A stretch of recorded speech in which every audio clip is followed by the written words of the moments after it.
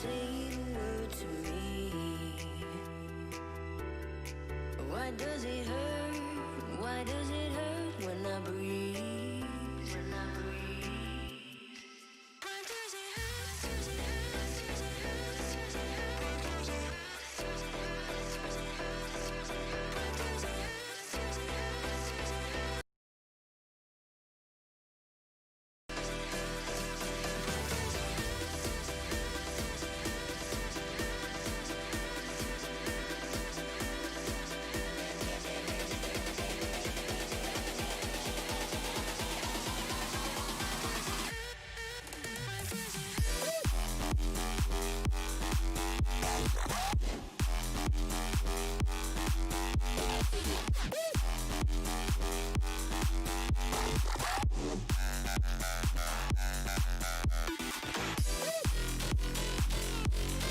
Why does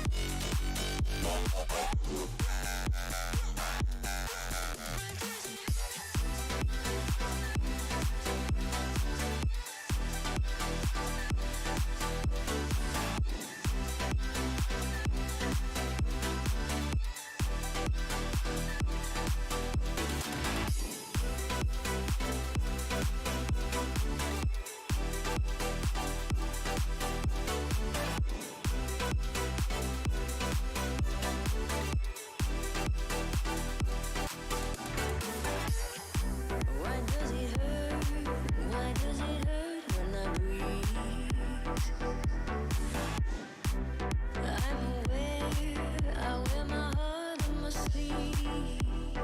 You said goodbye without saying a word to me. Why does it hurt? Why does it hurt when I breathe?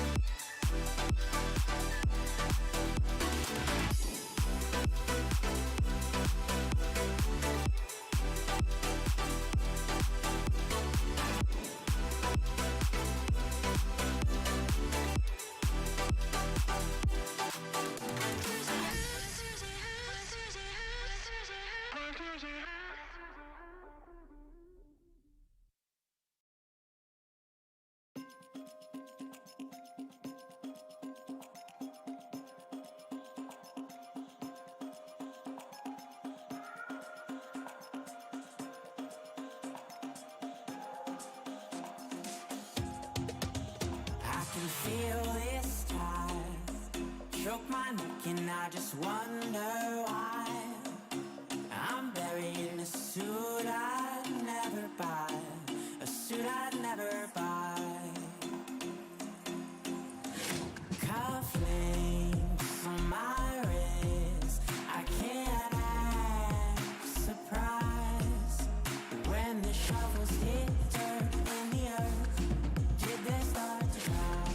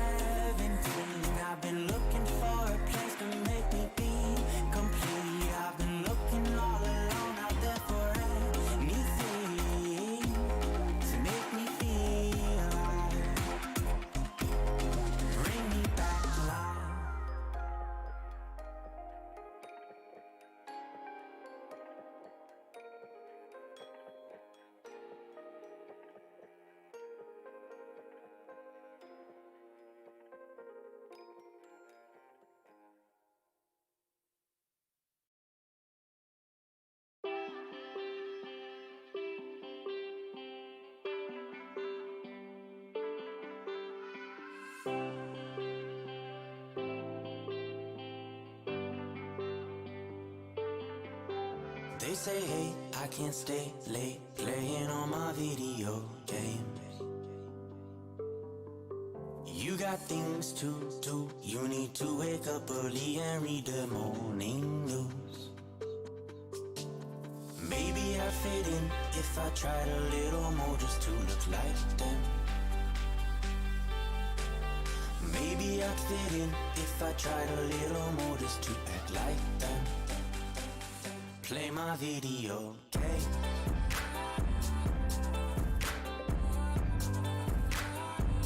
Play my video game. Play my video game.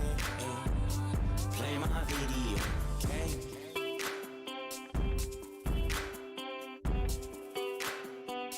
Play my video game.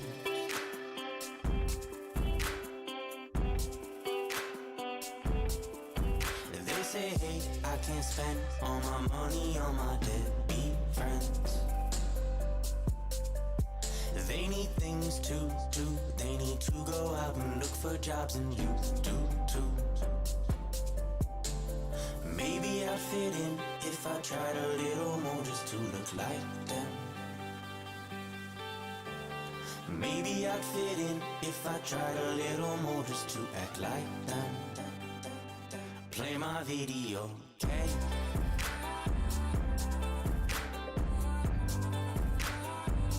Play my video game. Play my video game. Play my video game. Maybe I'd fit in if I tried to look like them. Maybe I'd fit in if I tried to be like them. Maybe I'd fit in if I tried to look like them. Maybe I'd fit in if I tried to be like. Play my video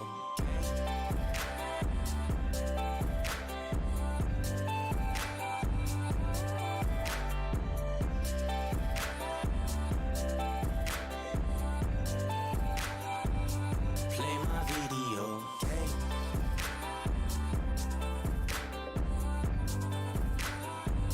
Play my video game. Play my video game. Play my video games.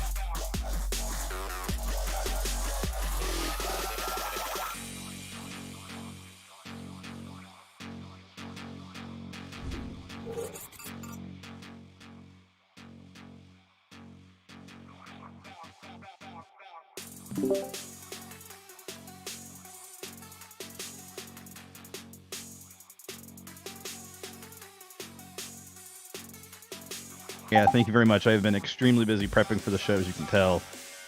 So I have not seen your chat until now, but as always, a pleasure to see you in chat, Mr. San Antonio. I think you're going to like our discussion today, actually, especially towards the end of the show.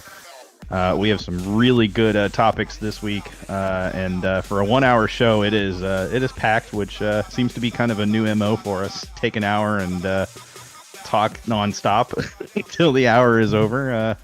As you guys can see, I have rearranged things a little bit. I know it's difficult to tell other than the fact that you can now see my blinds over here technically. But this is all in planning to try to catch up to Mark, who has started to completely litter his walls with Dynamo paraphernalia and memorabilia of all sorts and shapes and sizes, scarves and jerseys, of course, being prominent as most. But I actually have a bookcase downstairs that I got to bring upstairs. So next week I may catch up. Just fair warning, Mark. You may start lagging behind here very shortly. What's up, Sean? Everything all right with you, man? You know, everything is going very well. It always seems to be that if the Dynamo can hit a stride and hit a winning streak of any length, that my weeks always seem to be that much better. And you know, it was a little frustrating, not from a Dynamo perspective, from a work perspective last week. But the 3-day weekend with Labor Day definitely hit at the right time. And I am feeling refreshed and rejuvenated. So far this week has gone much better than last week, and here we are. It feels like just literally 4 days ago we were watching the Dynamo take on SKC, and here we are tonight getting ready to take on Colorado. And I don't know about you, but I am extremely excited about the way that the Dynamo are playing right now. Oh, for sure, man. Yeah, that 3-day weekend couldn't have came at a better time, man. It's always good because it always makes the next week a little shorter as far as work goes. That's true. 4-day week, baby. Yeah, for sure. And yeah, man. Obviously, with the Dynamo win over Sporting Kansas City this past weekend, a 2-1 victory over SKC, making back-to-back wins on those guys, home and away after that bad loss that we took early in March or whatever. But that seems like eons ago now, yeah. So it's a completely different team out there now, man. A lot more cohesiveness and a lot more trust within each other to make sure that they complete whatever task is needed ahead of them. And this match was a little closer than the match in Kansas City, obviously, but they stuck with their guns, they stuck to the game plan, and they pulled it out, man. And two of familiar faces scored the 2 goals, and Albert Elise and Mauro Manotas, who scored his 50th overall goal in MLS play for the Houston Dynamo, tying him for second. Tying him for second with Will Bruin at 50. I think he's 6 goals away from the all-time record. Yeah, Brian Ching's record. Brian Ching's record. So hopefully, man, we see that happen, here time soon. But before we go on with anything else, I mean, we had the poll question of the day on Twitter today. Obviously, every time we have a show, we try to have a poll question of the day for you guys to kind of interact with you guys and make sure that we have y'all connected in all our platforms, Twitter, and all that good stuff. And a simple question, obviously the Dynamo have been scoring goals left and right here the last couple of games. Last 3 games in precise, 10 goals in 3 games. Simple question, man. Who will be the Golden Boot winner for the Dynamo this season? And the 4 choices were Mauro Manotas, Albert Elise, Darwin Quintero, and the new guy, Ariel Lassiter. And obviously, to nobody's surprise right now, Quintero has won the poll with a little close to 50% of the vote. Obviously, he's the leader right now in the clubhouse with 4 goals. And then obviously Albert second with 3, Mauro and Laster with 2 apiece right now, currently. So I'll pose the question to you, Sean. Who do you think is going to be the Golden Boot winner for this weird season we have in here this year's 2020 season? So I actually did vote. So take this into account. But I am one of the votes for Ariel Lassiter. Actually, the way the kid is playing right now, how can you vote against him? I mean, I get it. Darwin Quintero is having a hell of a season. He's obviously the primary playmaker. I get that. I understand that. But look at his age. He's going to have a period where he slows down, where he's not going to be that guy the whole time. I think putting that kind of pressure on him is probably unfair to him. Albert Elise, I just don't, my feelings on Elise are it's going to be very difficult for him to keep up, and don't get me wrong, he's played very well the last 2 games, but he's not starting. He's playing as a sub, so he can come in and he can totally he can do that 100-yard dash, no problem, and he can do it 5, 6, 10 times, 12 times, and create opportunities or whatever. Lastly, referring to Mauro Manotas, Mauro coming off injury, he obviously had the goal this past game against SKC in the air, which, by the way, first time we've seen Mauro do that in quite a long time, and it was a picture-perfect header goal. But that pressure that Lassiter is applying to Mauro right now, I think that pressure that Mauro is then turning on, I think that actually propels Lassiter to the next level as well. I think we're at the, and somebody said it on Twitter, I saw it, where there was that appreciation for the fact that we can have this discussion. We truly have at least 4 players, if not 5, 6, 7 players that could reasonably vie for that title or that record, if you will, for the season, the Golden Boot winner for the season for the Dynamo.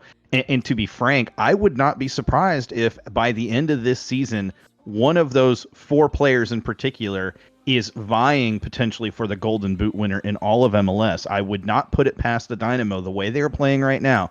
Again, it's a huge caveat. You got to keep it up for the rest of the season. But the way the attack is playing right now and is generating chances, look, it's anybody's ball game, and you can't have as many shots on goal as we do and not have more of those go in. And at some point, those are all going to go in, and I'm down for that.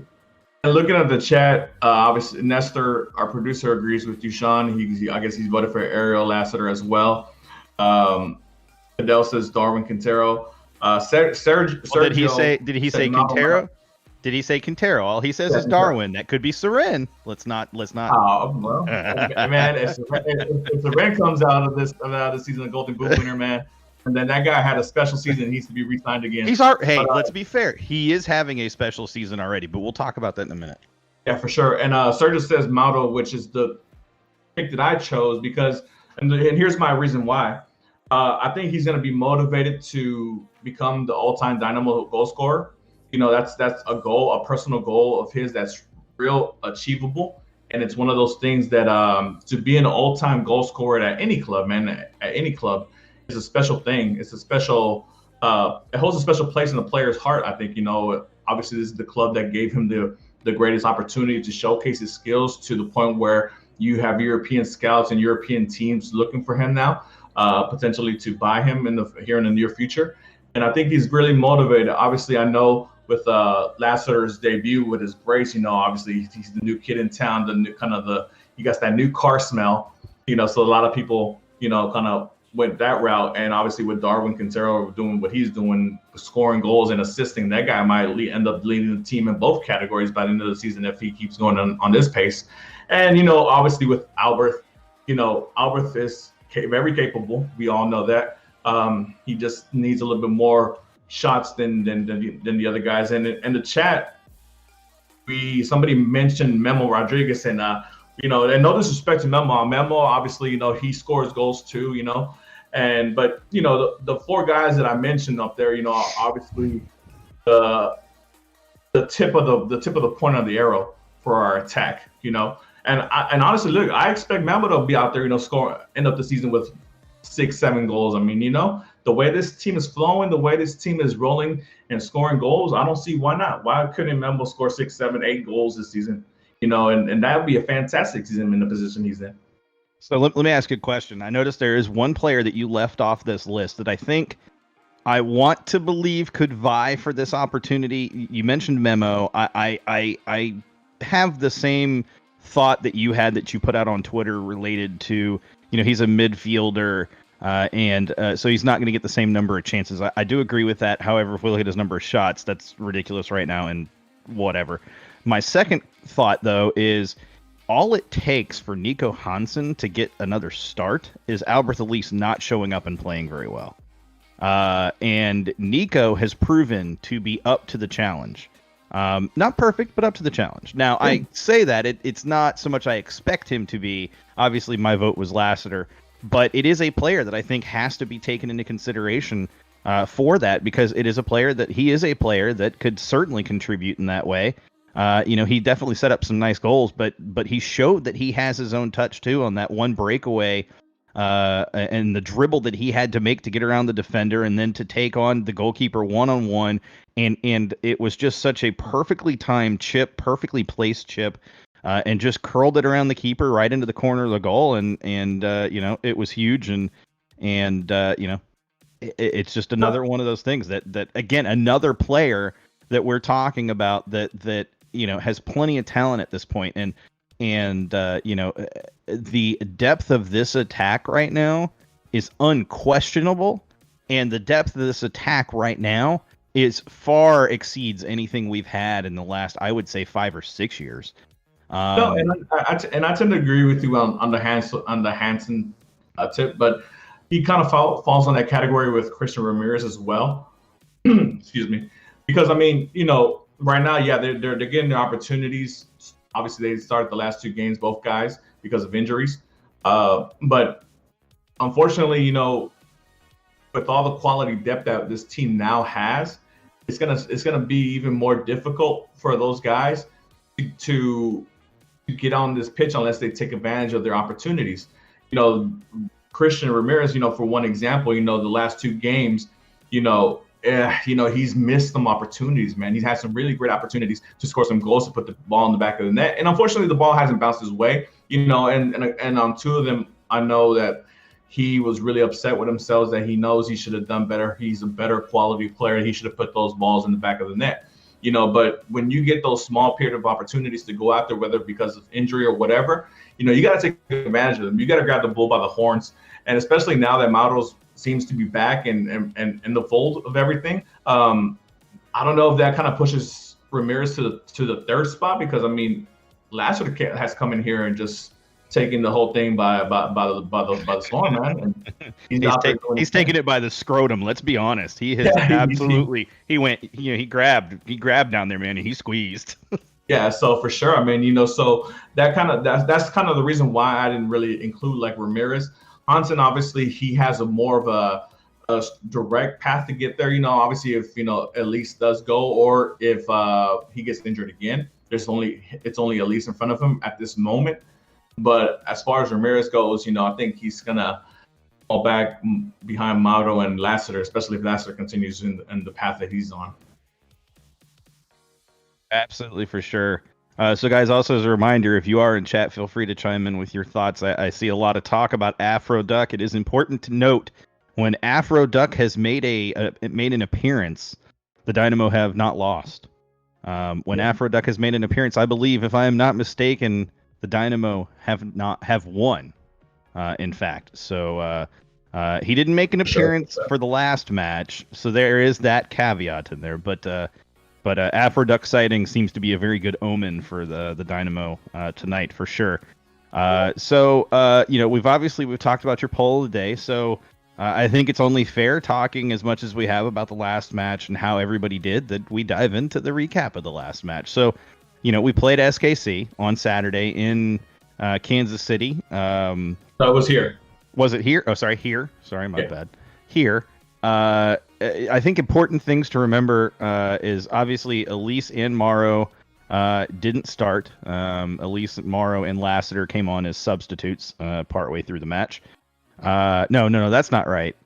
Yeah, both of them came off the bench. They were both injured. Yeah, Elise and Mauro did. Lassiter did not, because Kiki came off the bench. No, we have 5 subs. Okay, sorry, that's right. We have 5 subs. I completely forgot we have 5 subs right now. Whew. Like I said, last week was crazy with work. Thank you. Hey, man, I understand drinking during the game, man, but come on, Sean, you gotta cut it back. Oh man, we waited too long to do our lineup predictions because they are out, and oh my, this is an interesting lineup. So I guess before we talk recap, let's go ahead and jump into this. Then we'll jump back to the recap. So I'm going to read off the lineup to you guys. So obviously, starting in goal is Maric. I don't think there was any question there. Back 4, prepare yourself for this. We have Lundqvist, we have Cabrera, we have Struna, and we have Bisama. Midfield, we have, and you're going to want to hold on to this one, we have Zahibo getting his first start as a Dynamo. We have Seren, and we have Tomas Martinez. Wow. Who's the captain? Seren is the captain. Hey. Up top, we have Memo, Christian, and Nico Hansen. So there you go, man. I mean, those guys are getting another opportunity right now, and they need to take advantage of this opportunity. The fact that, you know, that they're starting over Mato and Albert. You know, but yeah, going back to the lineup, man, that back 4. It's great to see Benzema out there, man. It feels like we signed him and completely forgot about him, man. You know, it's a great thing to see him. For all those Chilean supporters out there, you know, he's a Chilean national team player, couple caps under his belt. From all accounts, I remember when they got him, they signed him because he's one of those fullbacks that likes to push the ball up front, you know, up top and get involved with the offense, which is something that, you know, I think Tab likes to do, because obviously Lundqvist does it on the left side. Cabrera, I think it's great to see that he's there. Hopefully he's fully fit, I guess, you know. He came in the trade for Kyoto, so obviously we gave up a big chip in Kyoto. I mean, so we obviously are hoping for something in return for Cabrera. He's supposed to be our number 3 center back, behind not Figueroa and Struna. So, hopefully, I think he's trying to see what the perfect pairing is, because I think last time it was Fuenmayor and Figueroa, right, for against SKC. It was Fuenmayor and Fuenmayor and Figueroa, and then Fuenmayor had to come off. He picked up a strain partway through the match, second half, and Kiki had to come on for him. Yeah, and then as far as the midfield is, obviously, I think Tab wants to give Vera a little bit of rest, which is fine because he's played all night. No problem with that whatsoever. Say it again. I said absolutely agreed. No problem with that whatsoever. Zahibo, he's that he's capable in that position, and they have him playing the true D mid, playing that Vera position. So. I think it's a perfect, situation where Tab can afford to rest Vera. And trust me, I'm sure Vera's like, thank you, coach. I could use a rest right now, knowing full well that we have another match in 3 days, on Saturday again. So it's not the worst thing for them to get a little rest in here. Go ahead. But before we go on to the forwards, man, Zahibo, man, the for the match they came in for Vera, and he looked like a beast out there, man. He just looked so tall. He's a physical dude. He's a physical dude, and his hold-up play, surprisingly, as a DM, is actually really solid. He's very good with the ball at his feet. And he's towering, man. He's 6'2", 6'3", so he's going to be good for the corner kicks and for all the free kicks, all those type of attacks and all that good stuff. And I don't see anybody overpowering him as well, because, obviously, from our past defensive midfielders and obviously our current ones, to have one of his size and his capability and athleticism, to be honest, it's going to be something really good for the Dynamo as far as that goes, or maybe even he might challenge somebody for a starting role. But yeah, man, and Tomas, man, where has that guy been?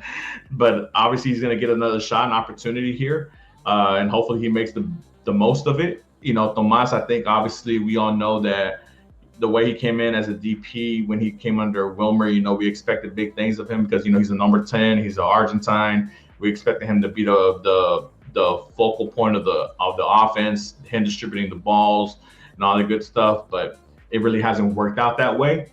And hopefully under Tab, Tab maybe unlocks something in him where he's kind of gained confidence and able to do that, man, and provide that spark that's needed for this lineup that he's put out there today.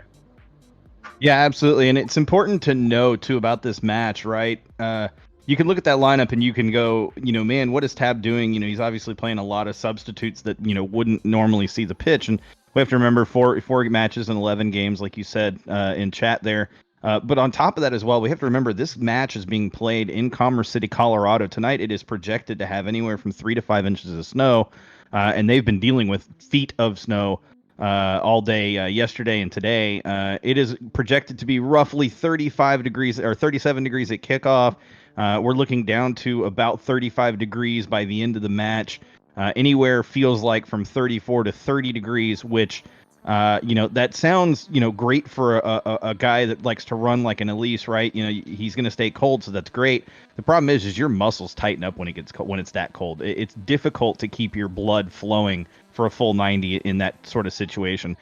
So what I think Tab is doing here is I think Tab is looking at this, and the reason he's playing Tomas, partially to get Tomas a little bit of look to see if it's a player that they want to keep around or a player that they're willing to ship off, and potentially if Tomas can find a way to contribute, a player that maybe you can improve his value by trotting him out there for a few matches and letting other teams see what he has to offer. But it's also a situation that plays to Tomas's benefit, which is that he actually can be decent in possession with the ball, especially in a slower moving match. It's cold and the snow are going to slow this game down. It's not going to be a fast-paced match. It's not going to be a match where you're going to send balls long and have guys running onto him constantly. This is going to be a match that's going to be a crawl, not a sprint. And so, it favors a Tomas type of player. It favors, playing Memo in a different position. It favors kind of the way that he's kind of set this lineup up. It's important to note too, Elise is not even on the bench. That the bench is we've got Cody Cropper in goal, of course, or not in goal, but goalkeeper substitute. You got to have at least this, one. Fuenmayor is a backup. Valentin is a backup. Sam Junqua is a backup. Boney is a backup. Quintero is a backup. Manotas is a backup. Lassiter is a backup, and of course Lemoyne Anoyne, who seems to always be the last player on that substitute sheet, substitute list, but he's always there. Lemoyne has proved to be up to the task, and I don't know, but it's definitely a very interesting lineup for sure. Not one I would have projected. In my fantasy team is definitely going to feel this unless he happens to start them against Dallas, and then I'll feel better about it. But boy, that was not the lineup I was projecting at all. I mean, and you also got to think about it, man. This is a little bit of a trap game because Colorado isn't doing that well right now, and obviously I think they're like second to last in the conference. Yep. So I mean, I think that if Tab wanted to go push these players out there, kind of fringe players, and trying to see what value they're going to bring to the club, this is the match to do so, because obviously you said the next game is against Dallas, and that's another derby, and like we stated before, derbies are meant to be won, not to just be played. And obviously with the cold weather, I'm not too surprised that at least it's not in the match day 18 because of the cold weather and the issue with his back. So that I think it just might have given him a couple more days rest before that match. I wouldn't be surprised if he's starting the next match on top of that. But yeah, man, it's an interesting lineup. Go ahead. I was just gonna say one thing that we don't have to worry about the players needing after this match will be an ice bath. They will definitely not need an ice bath after this match. Hot tub, more likely, but yeah, man, it's an interesting lineup, and obviously, if you're gonna do it, this is the match to do it. I'm hoping that the Dynamo don't get trapped and just kind of give way. But I'm hoping that this lineup, what it does is because these guys want to make an impression towards TAP, that they're going to play their hardest and they're going to show out against lonely Colorado Rapids. And it's also entirely plausible that we see Tab willing to make a sub at halftime as opposed to waiting until the 63rd, 64th minute as he's been doing. We saw him make a sub at the 56th minute last game. So, I mean, it wouldn't surprise me if we see a player struggling. Maybe Tomas is struggling in this match where we maybe see Quintero come in at halftime. Half a match is far better than the full match for Quintero. Or if Zahibo, for some reason, he's just struggling and not playing very well, not doing what he needs to do out there, then, you can afford to, well, you can't bring on Vera because Vera's not in the lineup at all. So never mind on that. But it is also important to remember the Dynamo traveled to Colorado today on a flight today, midday flight. So they haven't been there very long. That is a little difficult if you haven't played the match in the snow or, practiced on the snow very much at all. So it will be very, very interesting to say the least how this is gonna, how it's going to go. Go ahead. Let me ask you a question. We haven't got to the forwards yet. The front three, with Rodriguez, Ramirez, and Hansen. Hansen. Who do you think scores goals? Hansen. Who do I think scores goals? Yeah. I mean, it's got to be Christian. That lineup is just absolutely built for Christian. But on the flip side of that, maybe Memo or Nico can find a way to sneak one in. I just think, though, that Christian, it's set up for a Christian goal. It really is. And I think we're looking at like a mid to late first half goal. I originally had this projected at like a goal within the first, I think I had the first 20 minutes or something like that. I'm backing off that a little bit only because it's not the lineup I projected going out.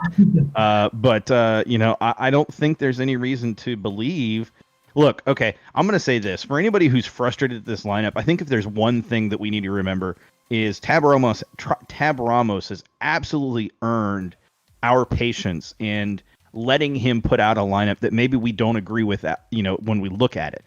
Because on paper, this lineup doesn't make a whole lot of sense. Again, when you start thinking about Colorado and the Commerce City thing and the cold and the snow, it's a different situation. But we also have to trust Tab at this point. We have to let him show that as a coach in MLS, he knows enough about soccer, knows enough about the game, knows enough about players in general and his players, that he can do these sorts of tweaks that we don't project or we can't anticipate. I guarantee you, Colorado was not planning for this lineup. They were not they were not practicing against this lineup being trotted out there. So you're going to catch Colorado off guard. They're not going to know how to play this lineup. And it's possible that Tab even changes and shifts things a little bit tactically so that we don't play the way we're used to playing in terms of high-powered attack and press. Maybe we sit back a little bit more, not a whole lot, but a little bit more, absorb a little bit more pressure, and then counterattack when it makes sense. And the thing is if Colorado's not prepared tactically to approach the game that way, then you are putting yourself at an advantage. We're not reacting to their strength. We're making them react to ours. And that's the first time we've done that in a very long time from a coaching perspective. And like I said earlier, I mean, this squad that's been sent out there today, it's the prove it to me squad.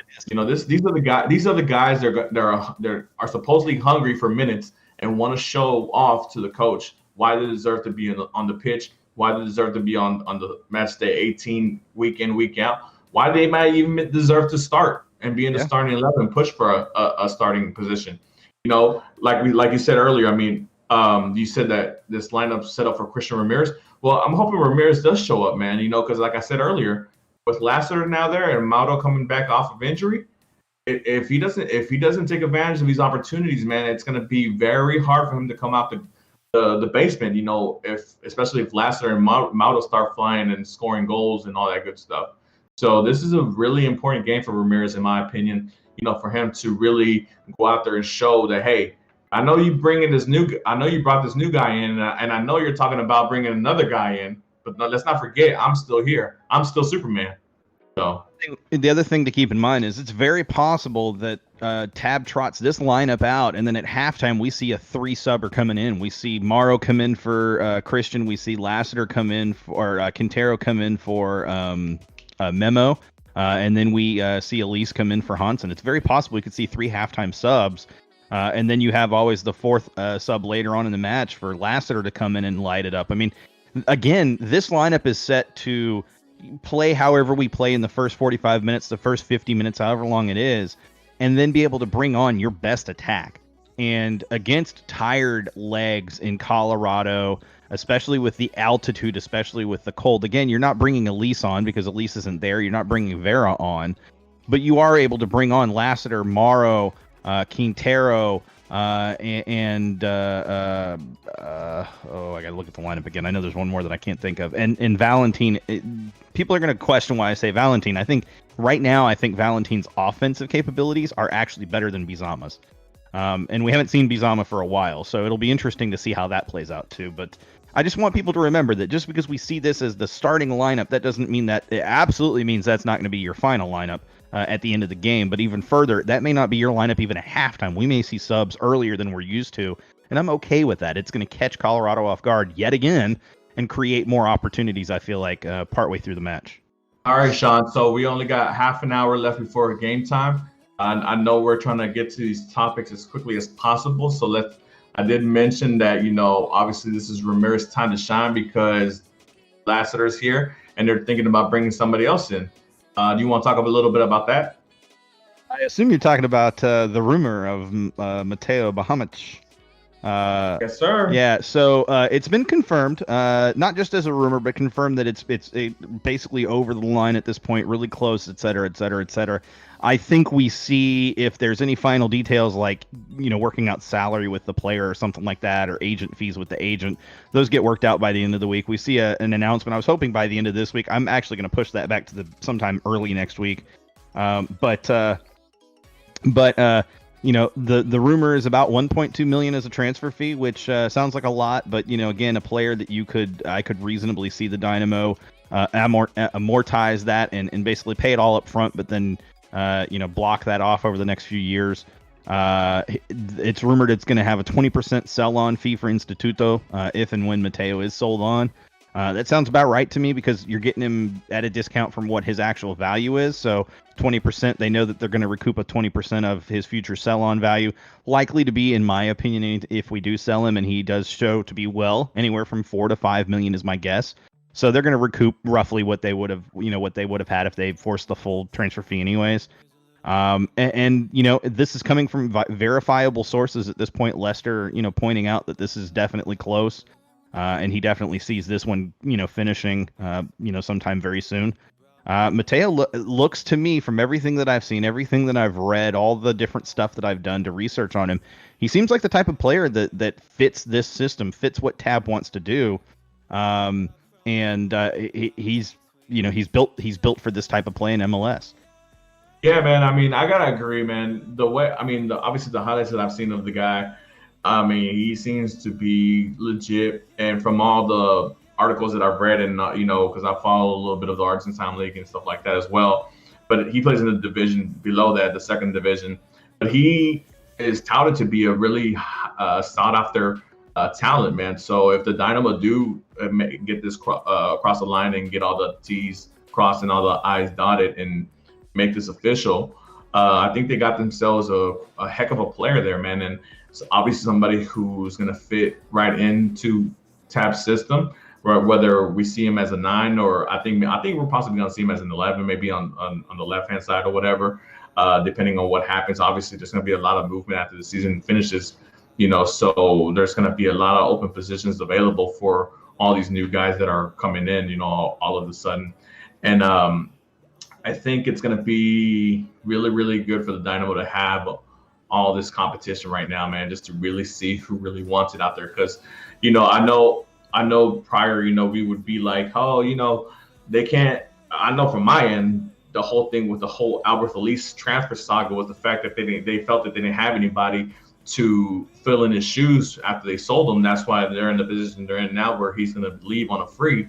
I mean, but now I think, they understand that, look, it doesn't matter how great this player is for our squad. The greater the player, the greater the opportunity, they're gonna move on to a bigger club. So let's keep on bringing players in and rotating players out and making competition for all the spots. Nobody's guaranteed a spot, no matter how big of a name you think you have. And that's the type of attitude I like, man. So cheers for the Dynamo. Obviously, the biggest competition that they had was Sunderland. For all those who know, who follow the Premier League, Sunderland is one of those big historical clubs in England, but unfortunately have fallen on hard times as of late. For those who watched the Netflix special Sunderland Till I Die, if you haven't, I highly recommend it. It's a great docu-series about Sunderland and their fall. But yeah, man, they beat them out, and I don't think they're coming in with a bigger bid because they don't have the finances for it. So I think we got this one in the bag, man. Hopefully, but we'll see, man. So there was a question that came in, no chance Sunderland swoops in and steals him. I think at this point the answer is no. I mean, obviously anything could still happen, but all signs point to this one basically being over and done with, and this is going to happen. It's just a matter of, again, this is not so much a matter of the transfer fee not being acceptable or the sell-on fee not being acceptable. This is a matter of the player and agent just coming to terms with the club, and Mateo already confirmed to sources, I won't say who, but to sources in particular, that he is basically already a member of the team. So he is ready to come to the Dynamo. It would take something extremely drastic from Sunderland, and they're not going to do it, but it would take something drastic from Sunderland to swoop in and find a way to make it happen. So we'll see how it goes. I mean, anything can happen. It is MLS. It is soccer, global football. Anything can happen. But in my opinion, this one is done and dusted, and we're going to see this one finalized sooner rather than later. And to Jordy's question or point, he says, hopefully Jordan and Tab trust themselves and sell players we develop like Elise and Morrow, with Italy, England, and USA wanting him. That was George. Sorry. Hopefully, as I said, hopefully Jordan and Tab, have enough trust in themselves and go ahead and sell the players on that we've developed, like Elise and Morrow. I think it's. I made this note in chat. I believe that Jordan has always trusted in himself. I think the coaching situation has left him hesitant previously to pull the trigger on a sale. Some of it is also they were looking for a specific value point and they weren't getting it. And he's sticking to his guns, believing that they can improve that if necessary. And I think if Elise can show well in the next month or so, or even next couple of weeks, I think they get a reasonable offer. I'm not going to say it's going to be a great offer, but a reasonable offer, anywhere from $4 to $6 million, I think is acceptable at this point. You go ahead and sell him on. On the flip side, if he's ready to sign that deal, which the Dynamo still have on the table with him, highest deal that the Dynamo have ever offered a player, then you keep him and then you sell him on next window or the window after that. I mean, He's a player that keeping him here in Houston is not the worst thing for his career, and it certainly is not the worst thing for us. So just one of those situations where it pays to watch it, No, for I mean, sure. it's one of those things where it's embarrassment of riches. We have champagne problems, is what they like to call it, I guess now. And I think the fact they learned from the Elite saga that they do need if they see the interest in these players come in, especially from Europe, that they do need to be more aggressive in trying to get those players out and moved out. I mean, I'm not trying to say that they should take anything less than what their evaluation is of those players, but I think, like I stated prior with the Elite saga, is that they felt that they didn't have anybody to fill in his shoes at that moment. So that's why they didn't move. They were stood up, I guess. And obviously, Hansen has come in and proven that wrong. But you learn from your mistakes, and let's hope that doesn't happen again. I mean, because losing players, especially your top players of quality, on free transfers is not the way to do good business in soccer. So, hopefully they've learned from that mistake, and they keep it moving, and we don't see that again. So Tab was just interviewed on the Dynamo pre-match show, and he basically said that it's necessary to rotate guys so that no one gets injured, and you end up losing a guy for 3 weeks due to a muscle injury. I definitely think we talked about that. It's rotation, it's that sort of thing as well. I think to your point, he's probably told some of these players, and they know who they are. Look, this is your opportunity to show me something, and if you don't show me something, then don't expect to start and don't expect to be here next season. There's players in this lineup that are on expiring contracts, so. I mean, absolutely. I'm glad Tab. Tab. The one thing I appreciate about Tab, he is not going to sugarcoat it, and he is not going to hide from the truth. He's going to tell you exactly how it is, whether you want to hear it or not. He's being totally honest about it, and I can respect that, and I can appreciate it. And to Tab's point, 3 weeks doesn't sound like much when we think soccer, but right now with matches basically every half week. You're talking that could potentially be anywhere from 4 to 6 matches that a player misses just by missing three weeks at a time. So, yeah, definitely rotate players. I got no problem with that. And your backups and your depth, they have to come through. They have to show that they're good enough to earn opportunities. And if they can't do it in a situation like this, then you know what? Then at least you know what you got and you can move on. All right, Sean. So before we move on to the topic of the night that came in a couple hours before we start the show, we need to go to predictions and bold predictions for the game. Before that, actually, there's one thing we need to talk about real quick. Frisco are currently facing Minnesota United, and Frisco are currently losing, which is glorious to hear in so many ways because they have a couple of matches in hand on us, but also because it never hurts when they suck. So, yay, Minnesota, keep kicking their asses. That's what we want to see. Predictions for tonight, bold and regular. So regular prediction for me, and if you're in chat, if you are listening right now, I fully expect to see your prediction here in the next couple of minutes. My prediction for tonight, I'm going to stick with my original prediction for tonight. I think it fits with everything that's going on in terms of the cold and the lineup shifts. I think we see a 2-1 Dynamo win. I expect to see Lassiter come in the second half and score a goal, and it will be the game winner. Okay, is that the bold prediction? That's my straight prediction. My bold prediction will come after you. Go ahead and give your prediction. Okay, my prediction, I think, is going to be a 3-1 Dynamo win. I think both Mauro and Lassiter come in on the bench and score. I think the first goal is scored by Tomas. So we'll see. 3-1. First goal by Tomas. Are you sure that's not? Is that your bold prediction? I'm sorry, I missed that. I was reading. No. That's a regular prediction. Oh, okay. Well, that seems bold to me. All right. So my bold prediction. Nobody's actually said this yet. My bold prediction is that Tab actually gets kicked out of this match. I think we see an altercation between a Dynamo player and a Colorado player, where the Colorado player goes hard in a challenge, and being Snow, it's going to be a player that, unfortunately, my expectation is some kind of injury, or at least it looks really bad. And I think Tab just goes off. They don't red card the player even on VAR review, and that should be a red card. So just be prepared for Tab to go ballistic and get thrown out of this match. That's my bold prediction for the night. And that's not a Tab type of thing to do, but I would love to see it. My bold prediction, I might piggyback off you a little bit, but I think 2 of the Dynamo goals will be scored in penalties.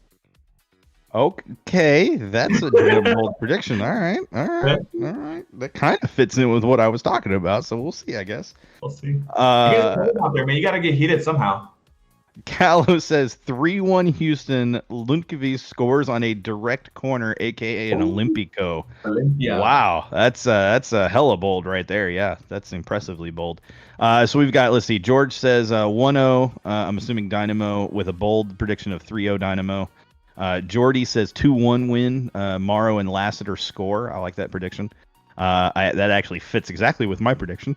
Fidel says 2-0 win Dynamo. Daniel says 2-1 Houston. Christian and Morrow score. Cisco has less faith in his club. He says regular prediction is 2-2. Bold prediction is a Zahibo goal. I like that bold prediction. That's going to be fun if Zahibo can score. Carlos following the winner, man. He's following 3-1. He's going on my boat. He's following along on my ship for 3-1 Dynamo. I got two people that followed my predictions, so I'm just saying. I mean, it's all good. But Cisco's prediction of 2-2. I mean, obviously we're running on a high because of 3 straight wins and 10 points in 4 games. But even if we come out here with a road point, which it's still a good thing. I mean, we still haven't lost since this restart has started. So, but it would still continue the win the winning streak, I guess, per se. But yeah, we always want to get as many points as possible. But if we even get a point on the road, that's still a win in my eyes. But it is against the lonely Rapids, so I kind of do expect a win, though. Some things to keep in mind about Colorado, specifically players to watch from Colorado for those that haven't scouted Colorado or don't really know about Colorado. Obviously, the number one player is the former Dynamo, Kai Kamara. My expectation is he's going to come off the bench for them as a late sub. You also need to watch out for Shinyasiki. That guy is incredible. He's a distributor, an amazing distributor, but he can also shoot. And then finally, my third player for them to watch is Kellen Acosta. We all know about Kellen Acosta as fans of the U.S. men's national team, or at least fans of in general. But Kellen Acosta is one of those players that just has the potential to go off at any moment in terms of hit a volley, hit a Moffat type of goal. He's also one of those players that he's just really good at what he does. He's very good at keeping attackers honest. So we'll see. I think those are 3 players to keep an eye on. To Jordy's point, isn't Warner, referring to Colin Warner, a former Dynamo player as well? Yes, he did play for the Dynamo not that long ago, as a matter of fact. So let's see. We have 15 minutes left. Are we diving into my favorite topic of the night? Let's go. All right. Obviously, as everyone is well aware, there was an Athletic article that released literally 2.5 hours ago and became the biggest internet thing in Houston / the soccer community in the local area in quite a while. Even bigger than Lassiter signing, even bigger than trading for Zahibo, even bigger than trading for Darwin Quintero. This was talking about a possible rebrand that may be in the works as soon as this offseason. And further to the point, and the big note in here, is possibly Gabriel Brenner is looking to sell his majority ownership stake in the club. This is obviously a huge thing, and there were quotes in there related to the rebrand from their marketing director. And obviously it's one of those things, we're going to kind of break this down in 2 different parts, but the first part, the rebrand, I want to talk about what I expect out of the rebrand is not a rebrand. I think they are looking at it. I know they're looking at it. But my expectation is this is less of a rebrand, the traditional rebrand being you do everything, and more of just kind of a refresh. I don't expect them to change the colors in terms of at least the primary color of orange. I think that stays. Let's be frank. It's clearly the Dynamo color. It is recognizable at this point when it comes to MLS fans as being a Dynamo color. They know that when they see that color orange, it's Dynamo. The club didn't deny it. We'll get into that here, Jordy, talking specifically about the potential sales stuff, and I'll explain why what Lester said still does not close the door on it. But the second thing is the Dynamo name is also identifiable with Houston as a club, so it'd be very difficult for them to get rid of Houston and Dynamo and Orange. Those 3 things are very difficult for them to work out of the system at this point. And let's be fair to the front office, no matter what they do, I trust that they're going to handle it pretty well because this is the same front office, hear me out, that adopted Hold It Down as their hashtag for the season. And that has clearly connected with the Houston, the Houston, not just fan base, but I would say the Houston community in general. It's something that fits Houston as a city, something that fits Houston as a culture. And so, they understand the culture of Houston. They understand the culture of the soccer community here. Trust me, if they are looking at a rebrand, they are talking to different sections of, or different groups of fans about it. They're gauging opinion. They're not just going to make a decision like that, unlike in Chicago where they made some stupid decisions. Here in Houston, they're not just going to make a decision without the fans buying into it and getting some observation from Dynamo fans. And I'll say this too. Look, if you have an opinion on this and you feel strongly about it one way or the other, I recommend you go ahead and tweet at Diano or you tweet at any of the front office people and just say, hey, this is my opinion. I get it. You want to do a rebrand. Here's what I think you should do. I promise you, they're going to take that to heart. They're not just going to ignore it. Shut up, Mark. It is not going to be JJ Watt. I swear to God. No, I will throw my camera against the wall if it's JJ Watt. Just to kind of go back off what the chat said. I mean, look, guys, with all due respect to Lester, he does a great job out there in the media for the Dynamo, and usually, he's really concrete with all the stuff that he puts out on Twitter and making sure that he has all the information correct before he posts it out there. I know, but let's be frank. Rumors come out of everywhere and anywhere. He might not be the first to get it, and maybe he hasn't heard about it at the time, So I mean, just because he kind of pivots around it or beats around the bush, it doesn't necessarily mean it's set in stone because of the whole Lester bomb thing or whatever, blah blah blah.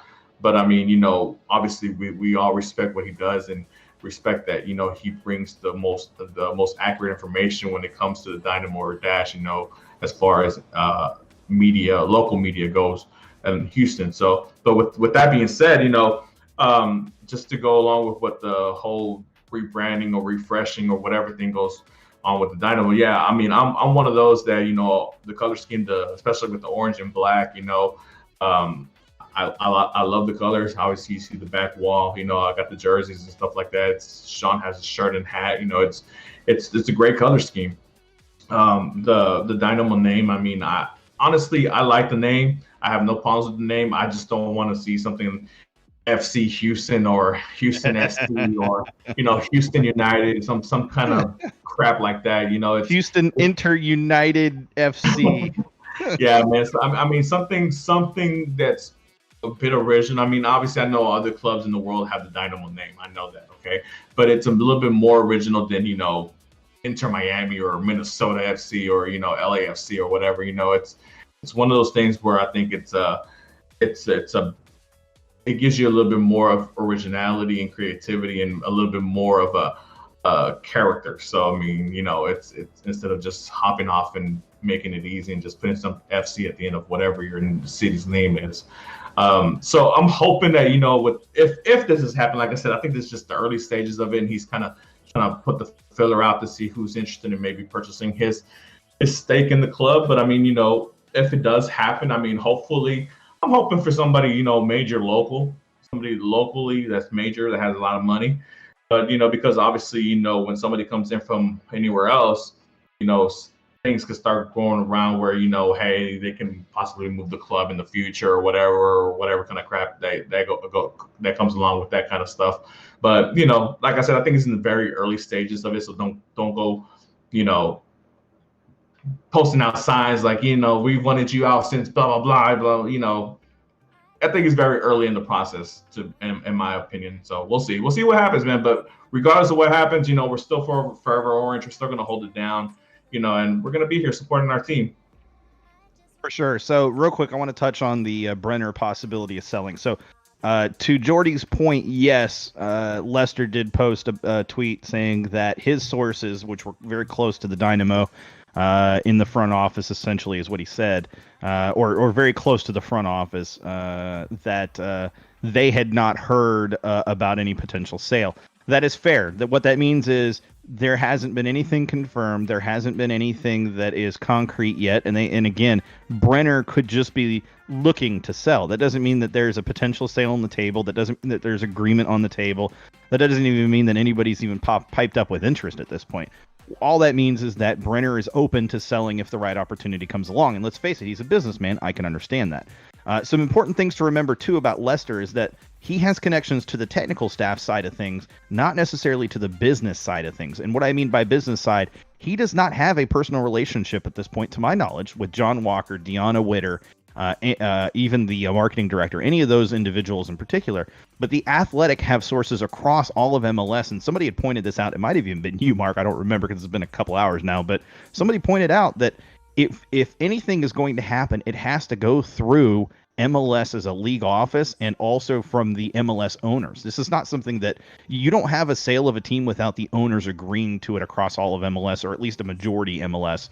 So the owners are going to be aware of what's going on. It's not going to be something that Brenner makes an agreement with somebody, he sells it, and then MLS is informed. It's going to be, they're going to find out before the agreement is made, because he has to approach them and he has to get their approval. Yeah, just think of the situation that's going on in Real Salt Lake. I mean, that's obviously all the other owners have already agreed to, hey, if we can find a buyer for that club, let's do it, whatever. So that decision's already been made. But man, this is the thing with this league. It's a single entity, and it's one of those things where the final say comes from MLS.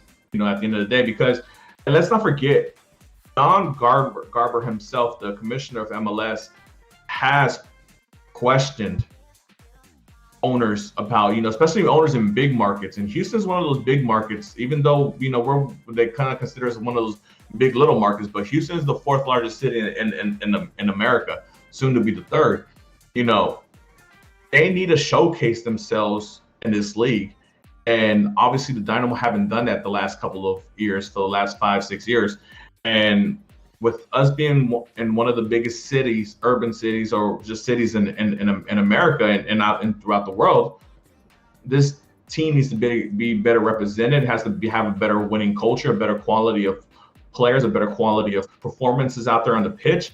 And it's been said by the commissioner himself that that when new owners come in, or whoever pays these franchise fees for these new teams or whatever, we need to make sure not only that we're here to take their money, but that they're seriously invested in putting out a product out there that's MLS quality or above, and they're in there to grow the game of soccer in the United States, not to just come in here and make money. Obviously, yes, we know it's a business and all that great stuff. And like I said, like Sean related to earlier, he's a businessman. He might just be throwing fillers out there to see what catches. He's just tossing the worm out there in the lake to see what kind of fish he gets.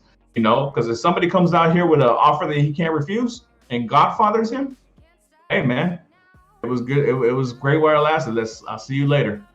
But yeah, it's just so. Things there. We're running out of time, so I really need to get this in, because this is like, I typed this up and everything. This is really important. So some things to remember. If Brenner is to sell, this is a complete and utter double-edged sword. This is not going to be an automatic victory for fans, or victory for the club, or victory for the players. This has potential to be either good or bad. So from the bad aspect, if he sells and the new owner decides Houston as a market isn't viable at the moment, they could move the team elsewhere, perhaps like a San Antonio. Harry, I know you're still watching and listening. Look, San Antonio is a viable market right now. I could see that potentially happening if it's the right buyer, and further to the point, if the rest of the ownership in MLS are willing to sign off on it. San Antonio is a big enough market, they could afford to do it. It's not quite as big as Houston, obviously, but Houston has shown that they're not the perfect market for soccer at the moment. You never know. Just be careful what you wish for.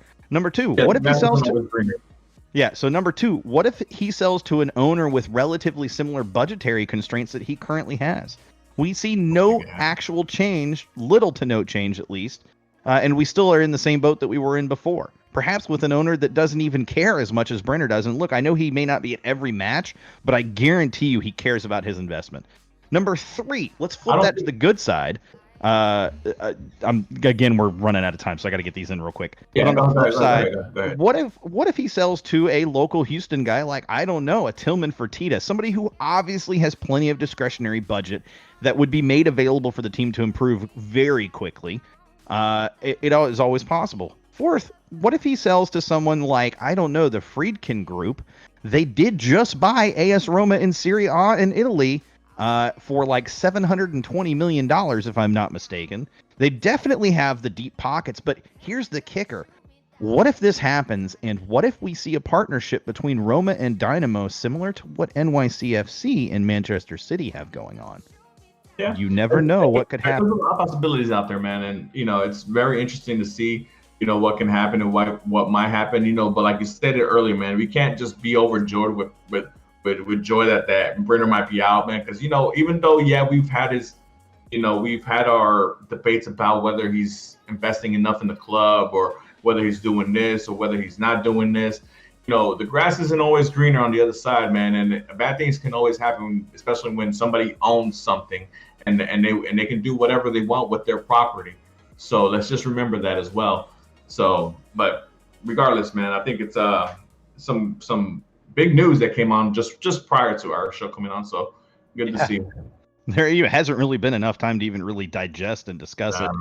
But, again, it's just one of those things where on the surface, it's one of those things a lot of people have asked for, a lot of fans have asked for, and I get it. I understand they want more spending. And again, I'm in that boat. I'd love to see our ownership spend more money. But I think if we take a step back and we realize they've actually spent quite a bit of money this season in particular. I mean, bringing in Darwin Quintero on the surface, that doesn't seem like a big money move, but they're paying him big money. And to still bring in these additional players throughout the season that they've brought in, Lassiter, potentially Mateo Bahamic, Zahibo, they're continuing to build that depth, and they're doing it well. And Tab is obviously a coach right now that is the right coach for this team, and his tactical understanding, his technical understanding is paying dividends. All of these things combined, it's not a situation where I feel like right now Brenner needs to sell, but the team is definitely on an upswing, and if they can continue on an upswing, then hey, why not try to see if you can sell and improve on the investment that you made previously? The other thing that's important to remember is this is not a guarantee that the Dash gets sold. His ownership stake in both are separate, so it is possible that he could sell his Dynamo stake and still keep his stake in the Dash, and nothing with the Dash changes at all. There's a lot of things at play here that just there's time that needs to be given to it, patience that needs to be given to it. Go ahead, Mark. And I promise we'll have more about this on the next show, man. I know we're like 2 or 3 minutes away from game time and all that stuff. So before we get on out of here, I just want to say this. Regardless if it happens or it doesn't, we're still gonna be here forever orange. And if I look, man, if I win the Mega Millions here in the next couple of weeks, man, I'll put my bet in. Yes, sir. I want to say this too, guys, and I know I brought it up in chat earlier, but hey, if you've been in the show, you've been chatting with us, or you've been watching, if you're not subscribed, obviously subscribe. We're trying to get to 100. If you know people, share it with them. Like this video, like this stream. But yeah, subscribe is the big one right now. No, phase 2 and fans in the stadium, that'll be next week. We just didn't have time. Again, just 1 hour today. We've got a game to get ready for, a match to get ready for. But guys, thank you for tuning in. We always appreciate it. Thank you for being part of the stream. And you know what I'm saying, guys, is the Dynamo have just a few minutes before they kick off. And frankly, let's go fucking win this thing. Not holding anything down. Let's go. Hold it down. Let's go. You're good. You can transition out. I don't know if he's paying attention.